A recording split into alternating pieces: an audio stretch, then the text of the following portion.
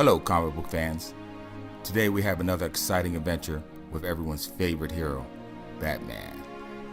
Starring in a two-part story arc, beginning with Detective Comics issue 585, published by DC, titled The Ratcatcher. These issues are near and dear to my heart, because this is when I started digging in those crates myself, to find the back issue of The Protector of Gotham, discovering fantastic stories written by both Alan Grant and John Wagner, while penciled by Norm Breyfogle. I mean, this guy's art is beautiful and edgy, reminiscent enough of Neil Adams, but different enough to call his own. Just look at the pieces yourself. Without further ado, let's begin our story. It's a dark and stormy night, while Batman lurks around a corner, cloaked in the shadows. Raindrops pound the cement pavement, and a lit streetlight illuminates the abandoned parking lot, while somewhere nearby, unbeknownst to our Cape Crusader, a prisoner chips away at his freedom, one minuscule piece at a time. With strength belying his frail frame, the inmate struggles to free the bar from its anchor. His cellmates rejoice with his liberation and immediately plead for their emancipation also, but there is no time. The frail elderly man promises to send for help as soon as he has found safety himself. While elsewhere, headlights flash off in the distance, harboring the coming of men with clandestine agendas. A trunk pops open, and an artillery and military standards is revealed. It is here the Dark Knight descends on the after-hours arms deal. Elsewhere down below, the elderly fugitive slips down a ramp, escaping into the Stygian tunnel, until tiny speeds of terror galvanize him to the presence of danger. A light flashes, and he realizes he is discovered. The pursuer blows a small instrument, and the rats at his feet become savage bloodhounds. In his hysteria to escape, the prisoner slips, falls, into the watery waste of Gotham. Above, Batman makes short order of Gotham's criminal underworld. One of the dealers is able to creep through the trunk containing the militia, but the Batman catches him in time.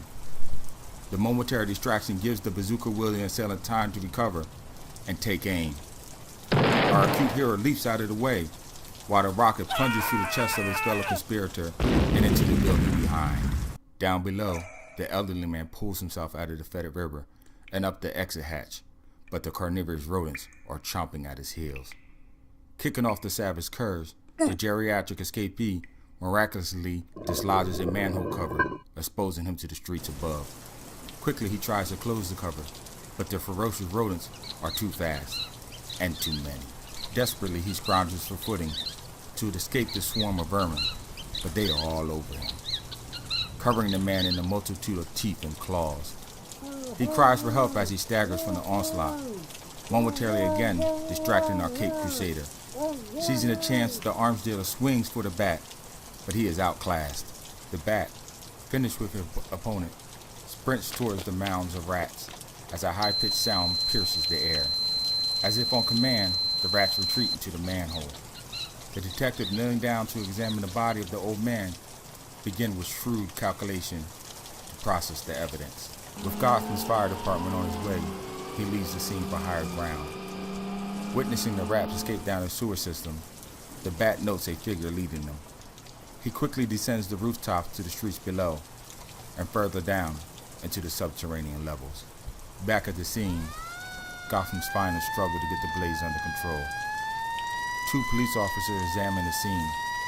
One is shocked as he recognizes the dead vagrant lying prone on the ground as the Honorable Judge Wyatt Hogan. Meanwhile, the bat lights a flare in the pitch of the tunnels below, frantically trying to catch up to the mysterious perpetrator. With a reverberating scream, he catches the perp's attention, only to be momentarily introduced as the Ratcatcher, and then attacked. Blindly, Batman throws a batarang at the assailant, but blind luck deflects it. Overwhelmed by the swarming horde, the Cape Crusader slips and plunges into the filth below. With another flare from his utility belt, the bat routs his attackers, but the leader is too far down the tunnel to apprehend.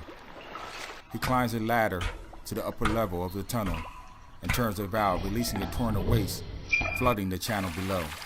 The rumbling downpour alerts the cowed vigilante of the oncoming danger seconds before it slams into him, encompassing him into a watery grave.